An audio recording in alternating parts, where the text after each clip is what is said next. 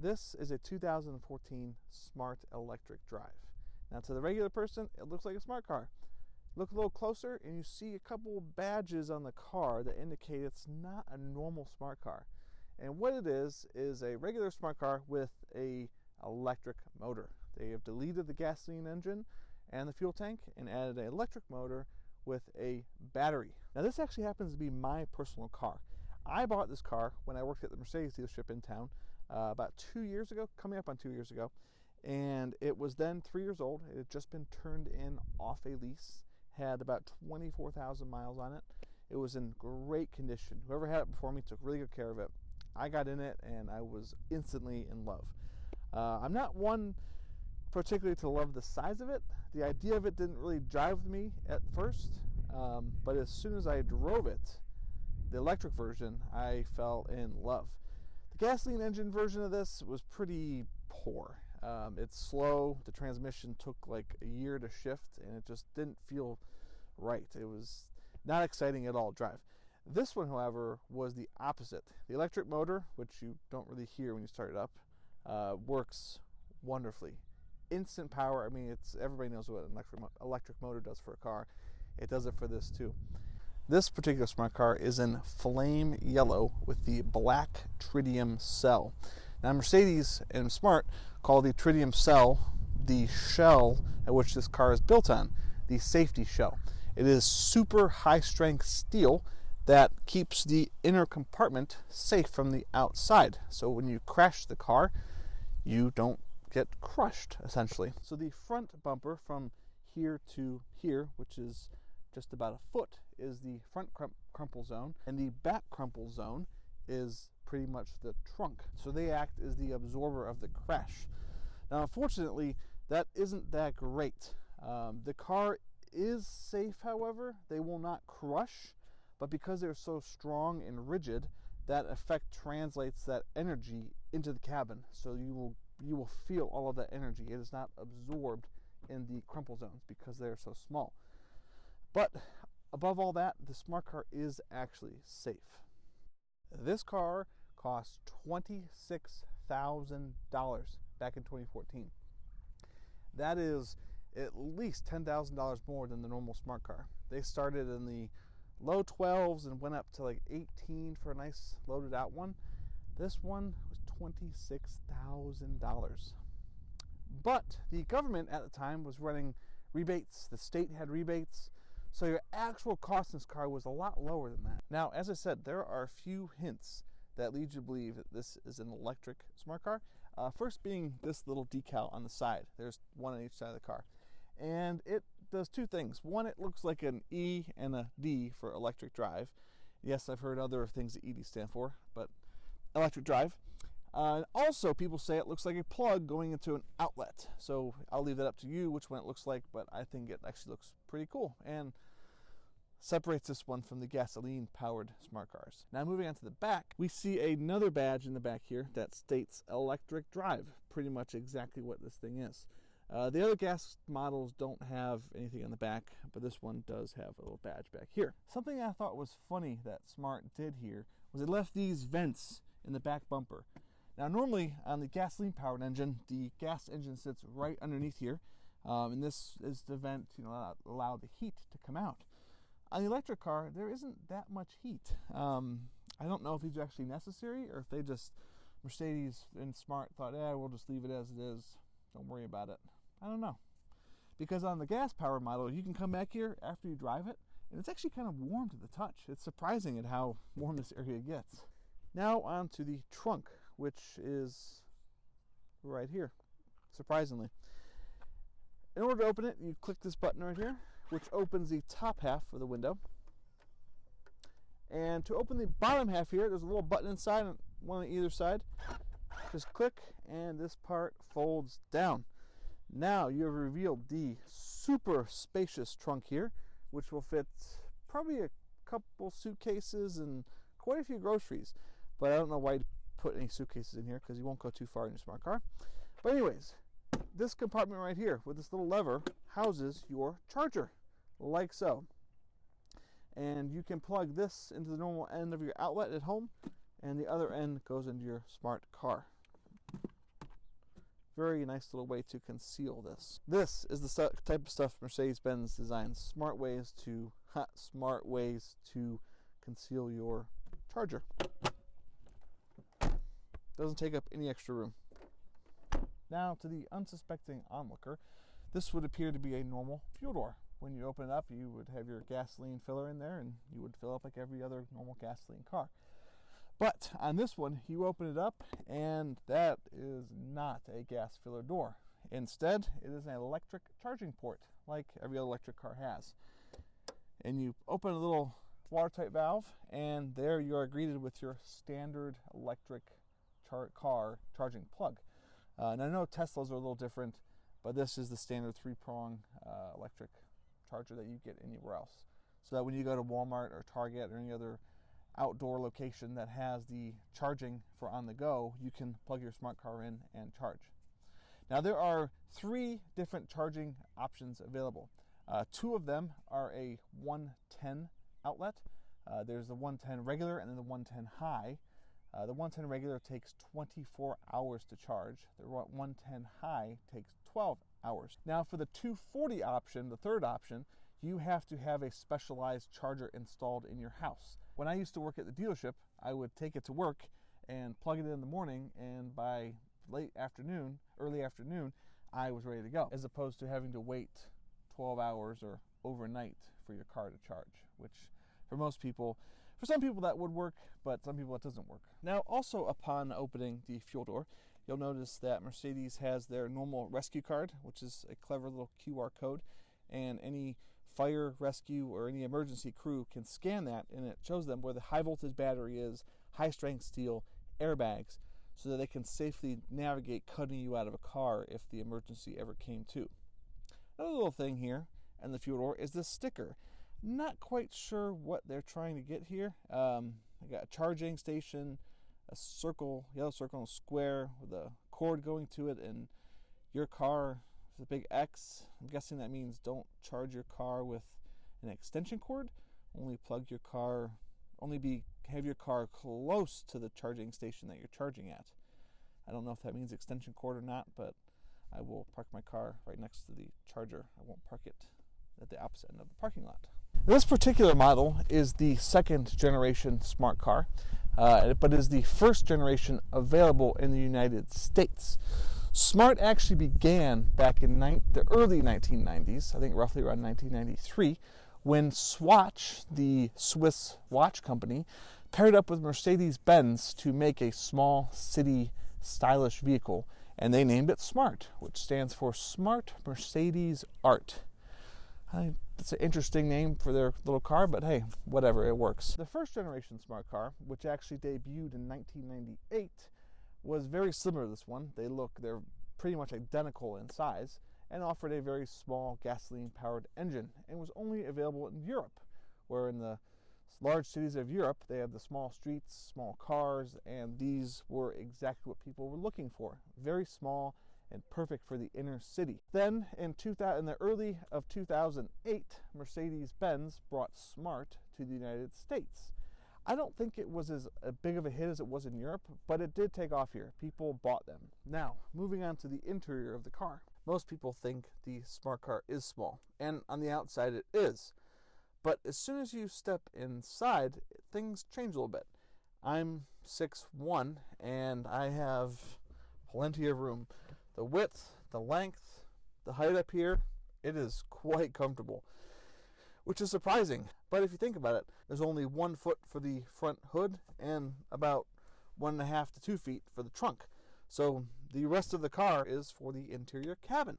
Now, Smart has done something with the rear passenger area. They have sort of deleted it. They've taken the trunk and moved it right up behind the driver and passenger seat. So there it is, strictly a 2-person car. I guess you might be able to get a 3rd person if it was a child in the back, but there's no seatbelt, and it's probably against the law everywhere you go. So I wouldn't recommend doing that either. When I got this car, I had no idea about the smart car trim levels, but this is the Passion level with the leather seats upgrade, which is actually just pretty much a leather seat bottom because the seat back is actually this mesh foam, but nonetheless it feels okay. And that leather seat option also cost $500. which isn't actually that bad because most of the time leather seats in a car will cost you more than $500. So that was not a bad option for this car. One option that I would 100% recommend is the sport steering wheel. The steering wheel on the standard smart car is plain old and ugly. It is a 2-spoke normal wheel, and it's actually kind of larger than this, and it just looks like something from the 60s. I think they really screwed up with that one. But this one, the sport one, feels good with leather. It's a 3-spoke, and it has 2 paddle shifters. Now, the paddle shifters, I have a plus and a minus on them. Now, that is not for the gear change because there is no gearbox on this car. It is an electric motor that is driven straight, that drives straight to the wheels. So once you put this car in drive, you have the option to regenerate more power. So essentially it brakes more for you and rejuvenates more of that power, or you can rejuvenate less. So pretty much the car will coast down the road and not charge the battery. If you leave it in normal mode, it rejuvenates the battery just a little bit. So if you are approaching a stoplight, probably about 500 feet before, let off the gas, and the rejuvenation will eventually slow you down, so the time that you reach the stoplight, you don't have to touch the brake, which is excellent for driving an electric car because it increases efficiency. That power that you've just used to drive the car, you're now bringing back as kinetic energy to recharge the battery and again use that at a later time. Smart, where they designed this car, has a normal key. It's a nice laser cut key with a fob, unlock, panic, and trunk, but they've placed the ignition following Saab standards and right between the seats behind the shifter. Now, unlike Saab's, this one, once you turn it on, like I just did, the car is on and ready to go. Lack of engine noise. One thing I did find funny was that on the instrument cluster here, Smart decided to put a little picture of a smart car with even the outline of the tritium cell in the picture, and it says ready, so that you know that your smart car is ready to go, which is actually a standard for any hybrid and electric vehicle. You have to have the word ready on the dashboard to let the drivers know the vehicle's ready to go. In a gasoline engine, you can tell the engine is started and the vehicle is ready to go. In the electric car, they put the word ready so that the drivers know everything's ready to go and you may now proceed on your trip. Mercedes and Smart did a pretty good job on the interior. It's mostly lined with this felt, like carpet material. Now for your air controls up here, basic fan speed, temperature, which have these funny dials. They feel very cheap, but they work. And the air direction flow, you can actually feel when you change it, you're moving the mechanism behind there to direct the air. Not like any other car where it's electronically controlled. This one, you actually move a mechanism to move the air around, which is one way to tell what type of car you're driving, if it's quality or if it's been cheaply made. There is some attention to detail in here as far as the air recirculation switch on the dashboard. It has a little picture of a smart car with the little recirculation valve in the middle. That's a very nice little touch. It's not just a normal car, it's a picture of a smart car. This particular one does come with heated seats. And right below the radio, there is this tray that you push it, and it just opens up to a storage tray, which I don't quite understand why Mercedes has put that there, but you can store whatever you want there. On to the glove box. In this car, it is not that big. As you can see, it's just big enough for one small handgun and your registration paperwork, and that's about it. Now, upon first entering the smart car, you will notice that it's big, yes, and then you also will look up and notice this gigantic panorama roof that runs the span of the whole roof. I think it is awesome. You can see everything. A lot of the sunroofs in cars nowadays are small or whatever, but it's just this large sunroof that is actually truly a panorama sunroof makes the interior of the car feel that much bigger. I have driven smart cars that don't have it, and it is quite a difference. They do supply you with a manual sunshade that does the job. So that was a decent overview of the features inside the smart car. Now we're going to take it for a drive. All right, so now we are on the road with the smart car. And first off, it's quiet. You don't hear a gasoline engine. Just nothing, which is weird. You almost hear the like a whine of an axle. acceleration is awesome. It is a lot more than what you think it is. I think it's a combination of the small car and that torquey electric motor really picks this thing up off the ground. And it even makes a cool electric noise when you do it too. It's like the electric whine. I bet in Teslas, those will like snap your neck. This doesn't snap your neck, but it definitely gives you that urge. Ooh.